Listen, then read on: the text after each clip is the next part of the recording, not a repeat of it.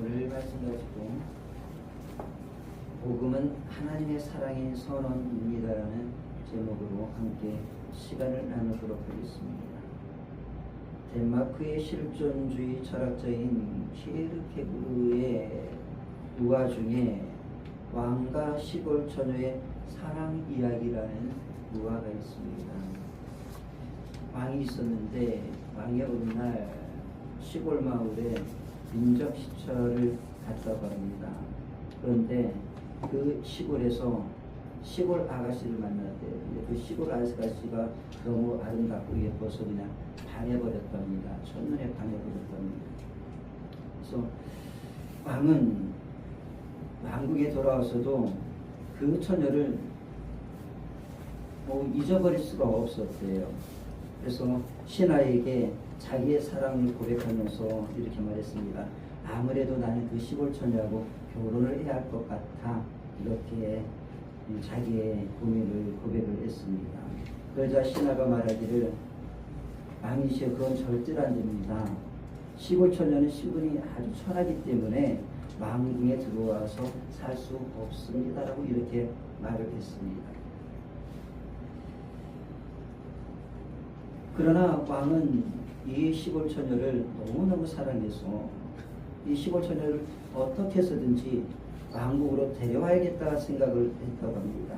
그래서 왕이 한 가지 결단을 내립니다. 그래? 그렇다고 한다면 내가 왕위를 버리고 초라한 옷을 입고 사랑하는 여인이 있는 곳으로 가야겠다라는 결단을 하고 그 시골 처녀가 있는 그 시골로 갑니다. 초라한 옷을 입고 가난한 모습으로 그녀에게 다가간 왕은 그녀와 같은 공간에서 살아가면서 그 여인을 향한 지극한 사랑을 이렇게 보냅니다. 왕은 그 여인에게 사랑을 강요하지도 않습니다. 설득하지도 않습니다. 다만 조용히 옆에서 그 여인과 함께 살아가면서 자신의 사랑을 이렇게 나타낼 뿐입니다. 그러면서 그 여인이 자기를 사랑하기를 기다렸다는 이야기가 있습니다. 이 여인은 왕의 가난한 모습을 그리고 또한 초라한 모습만을 보고 이 왕의 사랑을 거절할 수도 있고 그리고 또 받아들일 수도 있습니다. 이 이야기는 왕이신 예수님께서 인간으로 오신 사건을 설명하기 위하여서 키에르케고르가 만들어낸 우화입니다. 이 우화에서 우리는 몇 가지 흥미로운 사실을 접하게 되는데요. 그중 가장 흥미를 끄는 것은 왕이 하녀를 사랑했다는 것입니다. 그리고 하녀를 사랑했기 때문에 그 왕의 신분을 버리고 가장 초라한 옷을 입고 처녀가 시골 처녀가 있는 곳으로 갔다는 것입니다. 오늘 우리는 요한복음 3장 16절을 읽었습니다. 요한복음 3장 16절을 우리는 이렇게 말하고 있습니다. 복음 중에 복음이다라고 이렇게 말을 합니다. 여러분 요한복음 3장 16절은 이렇게 시작을 하고 있죠. 어떻게 시작을 하고 있습니까? 같이 한번 읽어보도록 하겠습니다. 같이 읽습니다. 하나님이 세상을 이처럼 사랑하사 독생자를 주셨으니 이는 그를 믿는 자마다 멸망하지 않고 영생을 얻게 하려 하십니다. 자, 하나님이 독생자를 주셨습니다. 그런데 하나님이 독생자를 주신 동기가 무엇이라고 말을 하고 있습니까? 사랑 때문이다라고 말을 하고 있습니다. 그렇습니다. 오늘 우리가 만나고 있는 요한복음 3장 16절의 복음은 하나님이 우리를 사랑하는 분으로부터 시작되어졌습니다. 요한복음 3장 16절은 사도 요한이 내린 복음의 정의입니다. 사도 요한은 이 복음의 정의를 세 가지로 내리고 있는데요. 첫 번째로는 나는 너를 사랑한다라는 하나님의 사랑의 선언입니다. 그리고 두 번째로는 행동으로 보여주심입니다. 나는 너를 사랑하는데 행동으로 보여주겠다. 그 행동이 무엇입니까? 독생자 아들 예수 그리스도를 이 땅에 보내시는 것입니다. 그리고 세 번째로는 하나님의 사랑은 영원한 생명을 얻는 결과를 가져온다는 것입니다. 이게 사도 요한이 내리는 복음의 정의입니다. 자, 첫 번째로 사도 요한은 사랑은 하나님의 선언이, 복음은 하나님의 사랑의 선언이다, 이렇게 이야기를 하고 있습니다. 저는 하나님의 사랑의 선언이 가장 잘 표현된 이야기가 예수님의 비유 중에 있는 창자의 비유라고 봅니다. 한 아버지에게 두 아들이 있었습니다. 이 두 아들은 아버지의 집에서 함께 살아가고 있었습니다. 아버지의 사랑을 받으면서. 그런데 어느 날 둘째 아들이 아버지에게 찾아와서 이런 제안을 합니다. 아버지, 이제 저는 아버지의 곁을 떠나서 나 혼자 살아가겠습니다 라는 별별 선언을 하고 있습니다. 아버지를 향한 이 둘째 아들의 이 선언은 어떤 의미일까요? 그것은 아버지의 사랑에 대한 거절입니다. 이제 나에게 더 이상 아버지의 사랑은 필요 없습니다. 아버지의 사랑과 관심이 없다 할지라도 나는 나 스스로 충분히 잘 살아갈 수 있다라는 자신감의 선언입니다. 그러니 나 혼자 살아갈 수 있도록 나를 그냥 내버려 두세요 라는 독립선언입니다. 자, 그런데 이 둘째 아들의 이 선언이 비단 둘째 아들만의 선언일까요? 오늘 우리에게는 이 둘째 아들의 모습이 없습니까?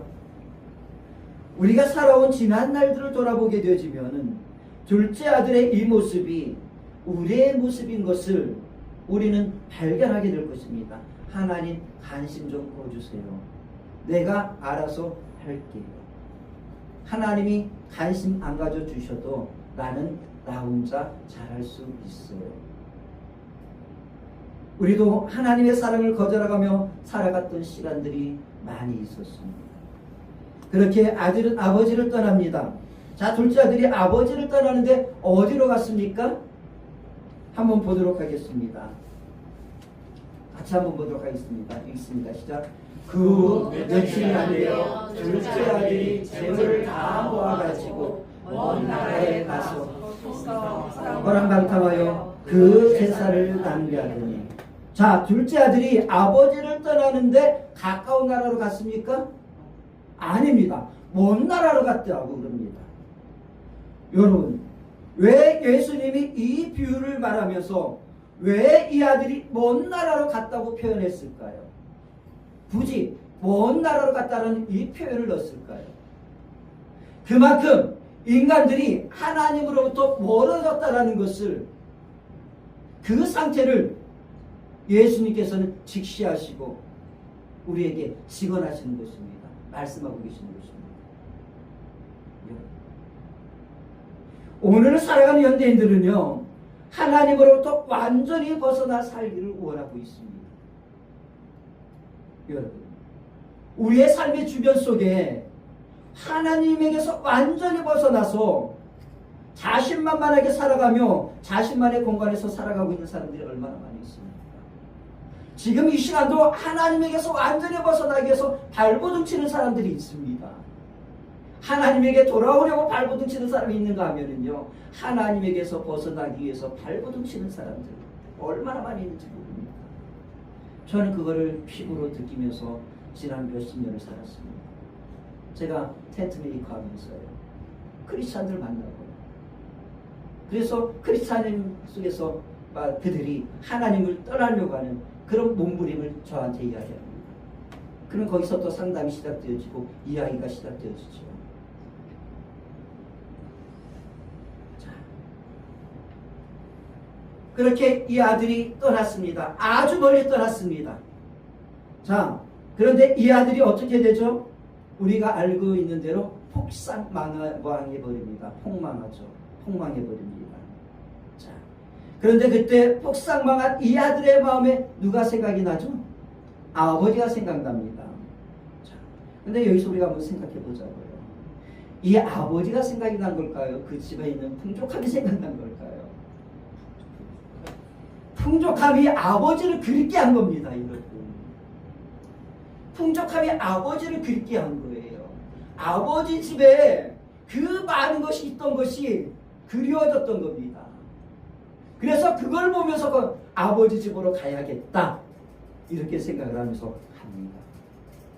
그런데 여러분, 그렇게 가면서 그 풍족함을 그리워하면서 아버지 집에 가면서 그가 느끼는 감정이 있죠. 내가 아버지에게 잘못했구나. 그 행동들이 생각이 나기 시작을 한 겁니다.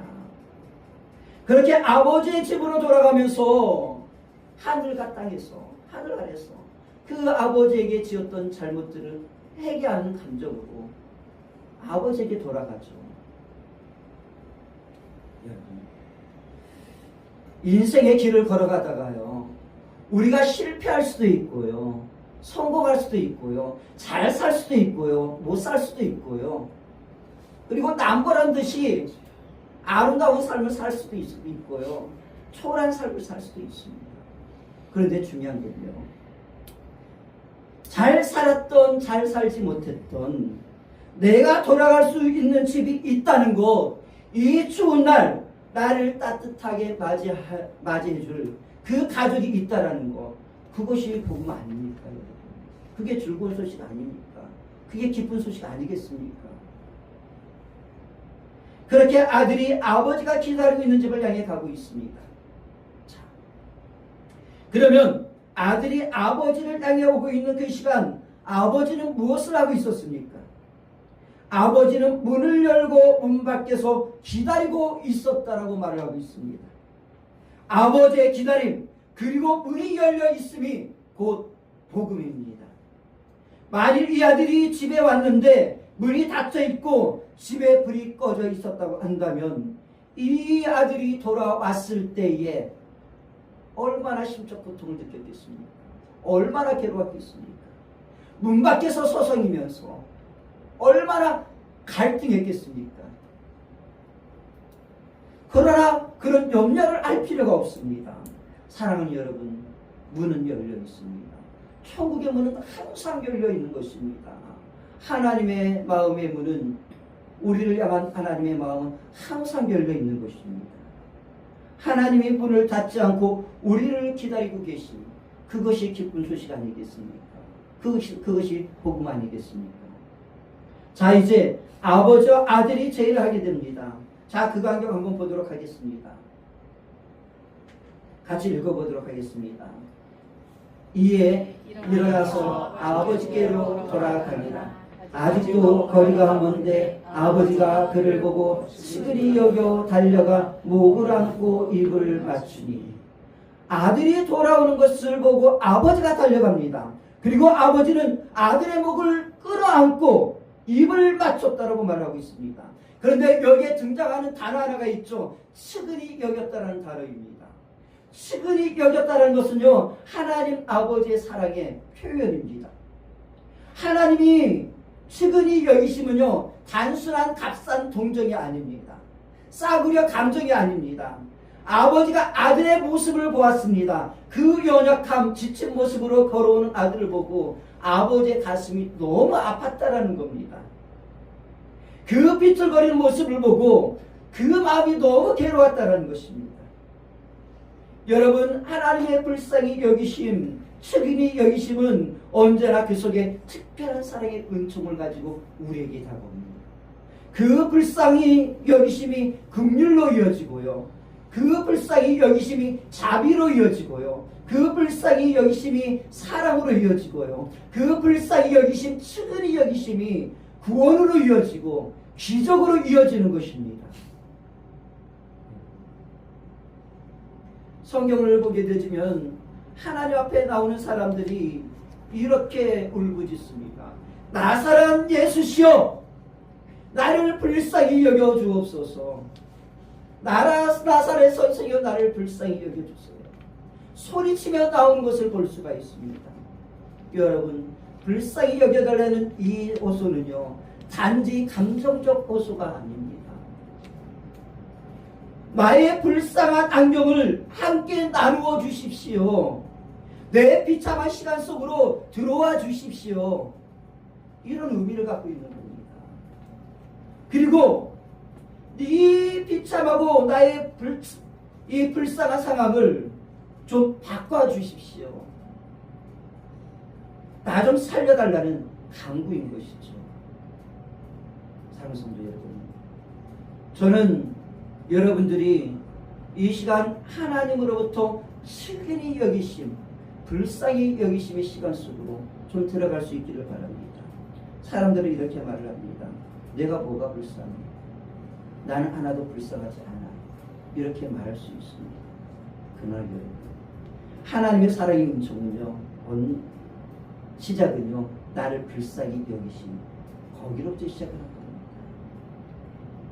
하나님이 우리를 불쌍히 여기신 적이 없었다고 한다면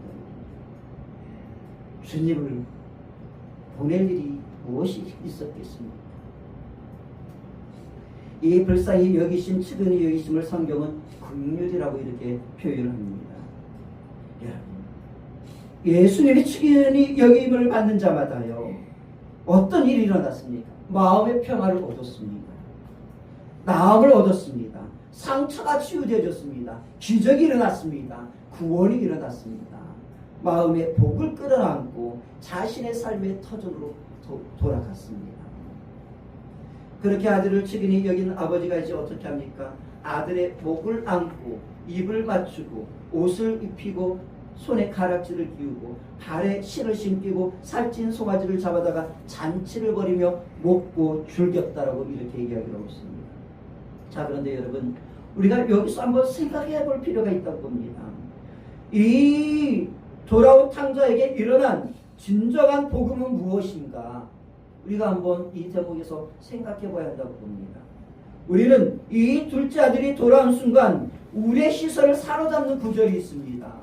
자, 한번 우리의 시선을 사로잡는 구절 한번 읽어보도록 하겠습니다. 같이 읽어보도록 하겠습니다. 아버지는 종들에게 이르되 제일 좋은 옷을 내어다가 입히고 손에 가락지를 끼우고 발에 신을 신기라. 그리고 살찐 송아지를 끌어다가 잡아라.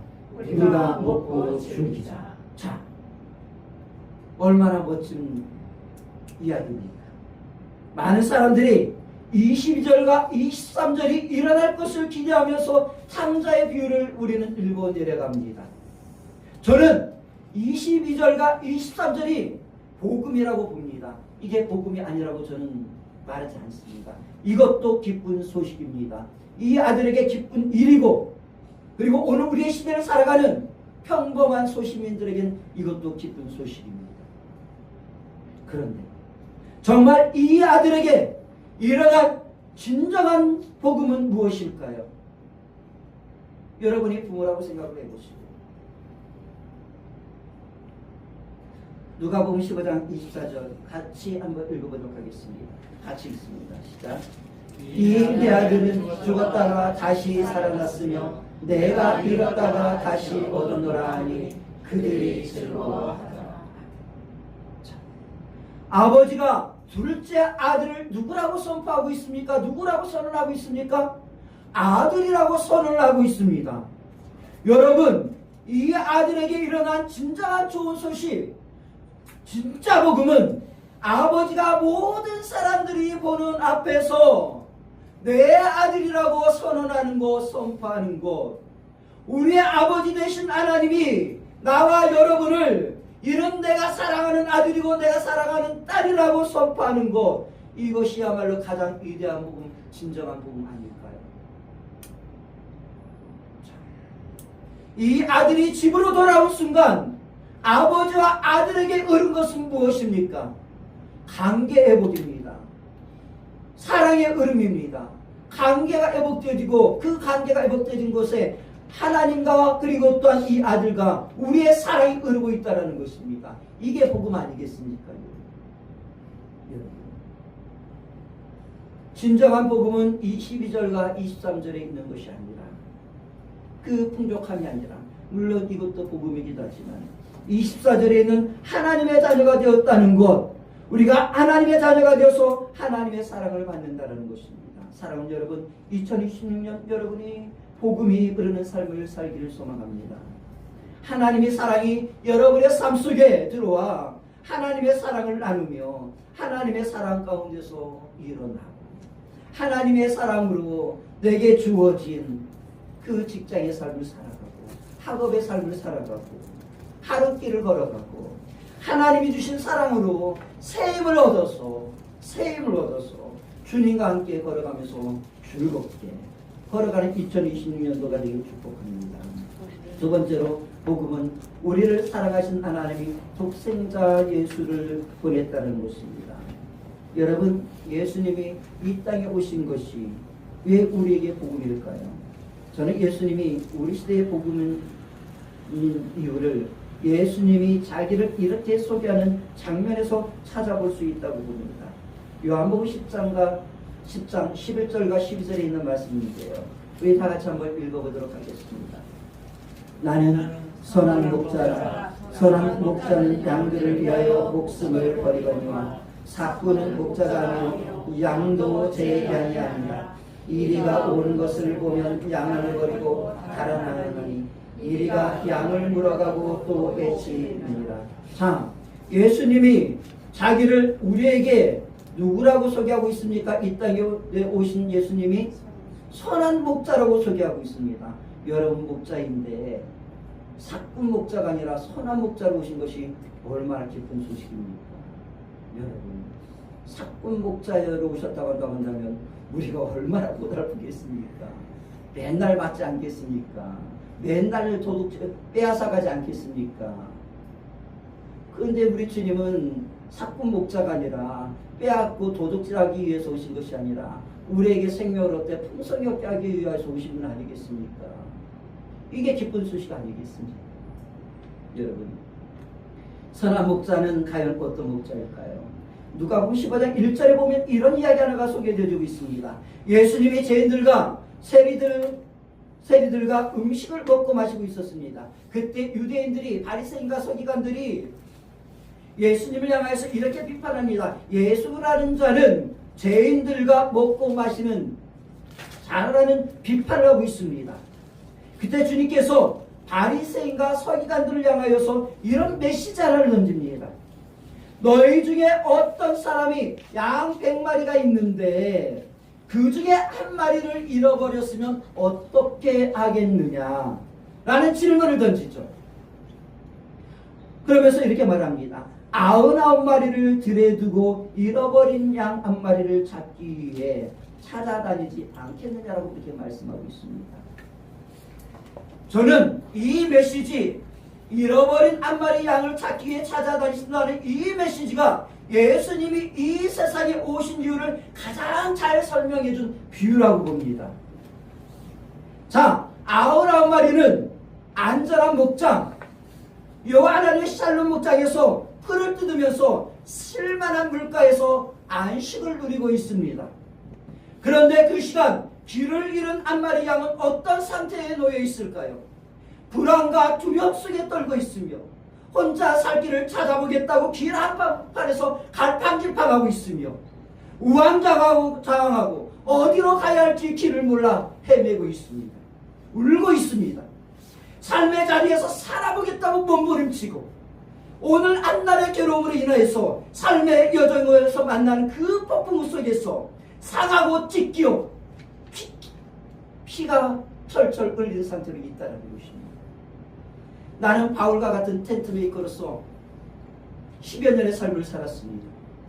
나는 이중직의 삶을 살면서 수많은 사람들의 1년에 1000여 명이 넘는 사람들을 만나면서 그들의 고달픈 삶을 나는 내 피부로 느끼면서 제가 만난 사람을 해도 수만 명은 넘을 것입니다.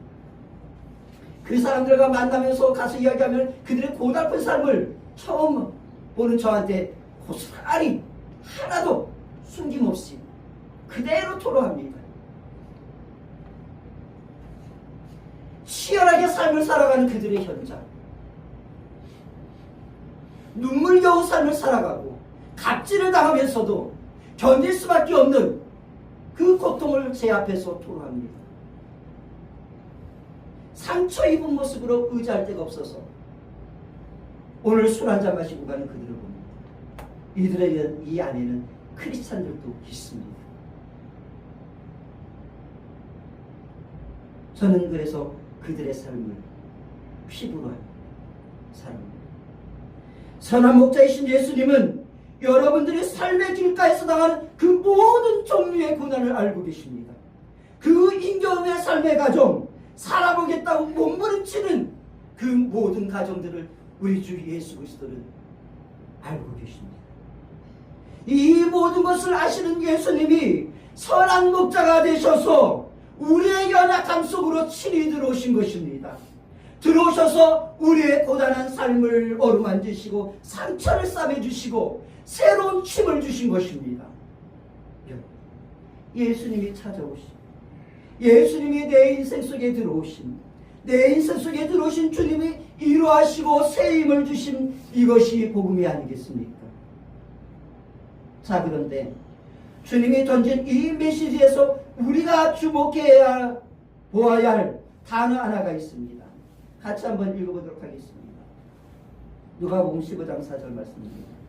너희 중에 어떤 사람이 양 100마리가 있는데 그 중에 하나를 잃으면 99마리를 들에 두고 그 잃은 것을 찾아내기까지 찾아다니지 아니하겠느냐. 여러분, 찾아다니는데 언제까지 찾아다닌다고 말씀하고 계십니까? 찾아내기까지, 찾을 때까지 포기하지 않겠다고 말씀하고 계십니다.